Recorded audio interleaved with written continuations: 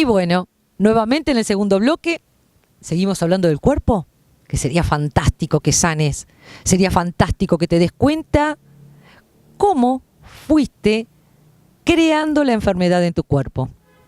Para eso, invitamos al doctor Olivares a que nos enseñe este modo maravilloso que tiene de mostrar cómo se recupera la salud y cómo funciona el cuerpo a nivel de las hormonas.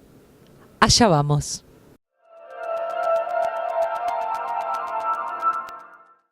Y en este bloque de Empezando de Nuevo, vamos a charlar con uno de los profesionales de nuestra ciudad, el doctor Luis Olivares, que tan gustosamente se ha sumado al programa, a esta iniciativa. ¿Cómo le va, doctor? Gracias, Néstor, apoyándolos y que tengan mucha suerte.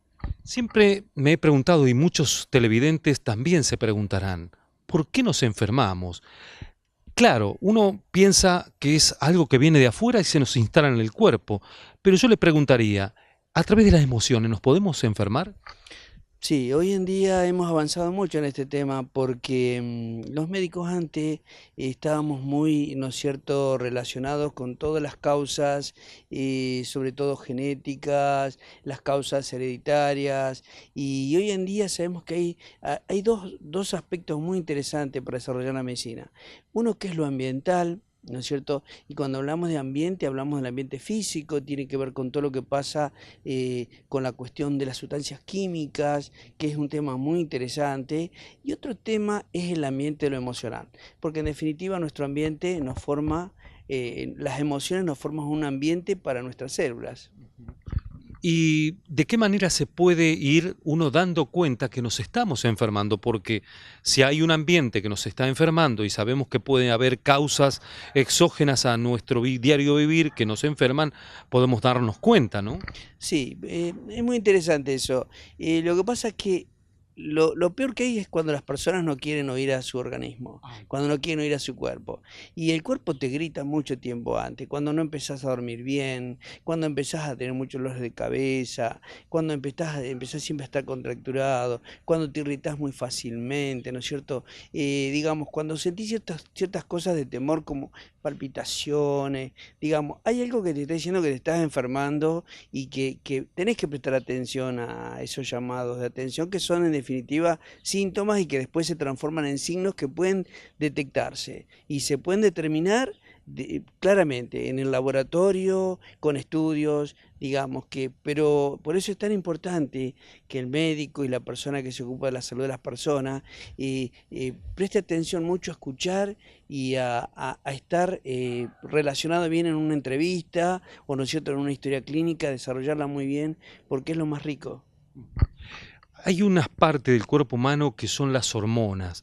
Poco sabemos, poco conocemos, sabemos que existen las hormonas a través de algún análisis clínico, pero ¿qué pasa cuando este sistema hormonal comienza a tener desfasajes, comienza a alterarse? Bueno, hoy hemos aprendido estos últimos años mucho de este tema.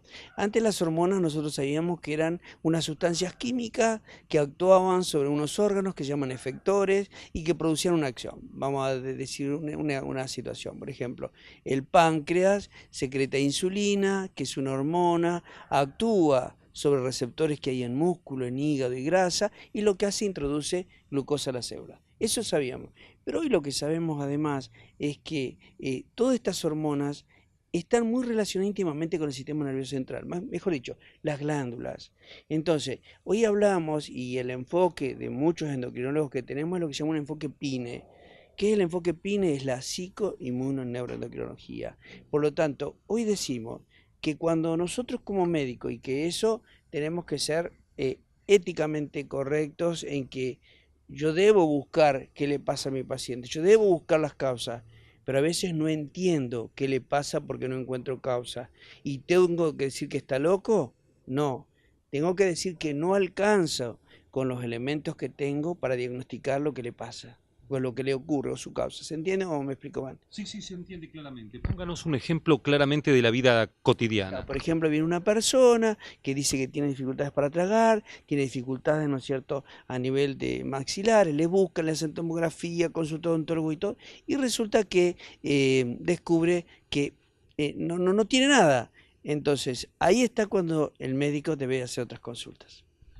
Y este nuevo enfoque, doctor, de PINE que usted hace, que es la sigla para decir una palabra tan extensa, ¿es novedoso? ¿Esto es nuevo? ¿Es algo que ha descubierto recientemente la ciencia? Sí, nosotros como endocrinólogos tenemos esta mirada que es una mirada muy enriquecedora, porque te vuelvo a decir, salimos de ver solamente si una persona tiene un problema glandular para identificar otras causas que no se diagnostican, ¿no es cierto?, por encontrar un tumor, por encontrar, ¿no es cierto?, una causa autoinmune.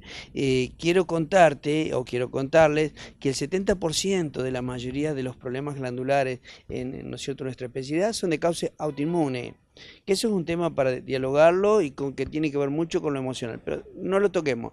Vamos a hablar de que el otro 30% de esas causas autoinmunes son factores emocionales de los individuos, ¿no es cierto?, que hay que buscarlos, hay que encontrarlos, qué les pasa, y a veces no es uno, es otro profesional.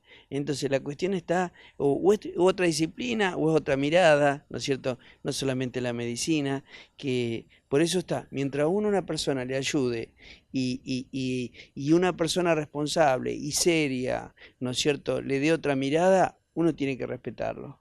Hablemos de lo que usted a veces trata más comúnmente en el consultorio, que es la diabetes.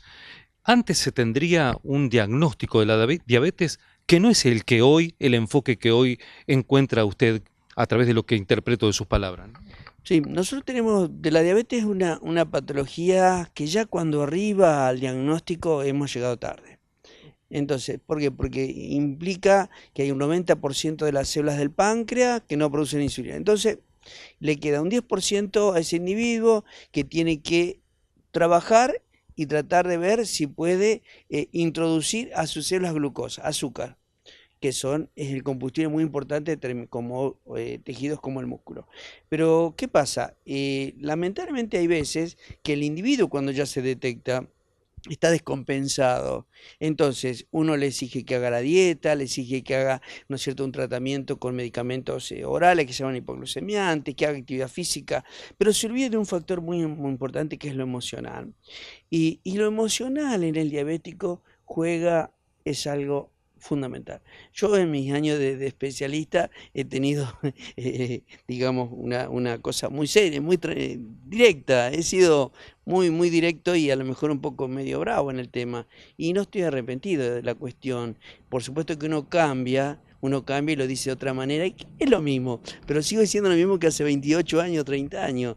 Y te quiero decir que la parte emocional es fundamental. La familia, cuando escucha a la persona con diabetes, que lo cuida, pero no que lo caga a pedo, como decimos nosotros los médicos, ¿no es cierto?, lo caga a pedo mal, sino que lo hace entender que se está haciendo un suicidio, ¿no es cierto?, muchas veces. Me parece que es lo interesante. Es difícil, pero es posible. Lo dejamos ahí. Mire, es tan interesante el tema que el doctor Olivares nos plantea, que esto, con esa llaneza, con esta simpleza que él lo hace, se entienden las cosas, se entienden. Ese llamado de atención me lo explica en otro programa, doctor. Le agradezco que haya venido hasta aquí, hasta este momento, y nos haya hecho un llamado de atención, una alerta. Bueno, muchas gracias, Néstor. Gracias.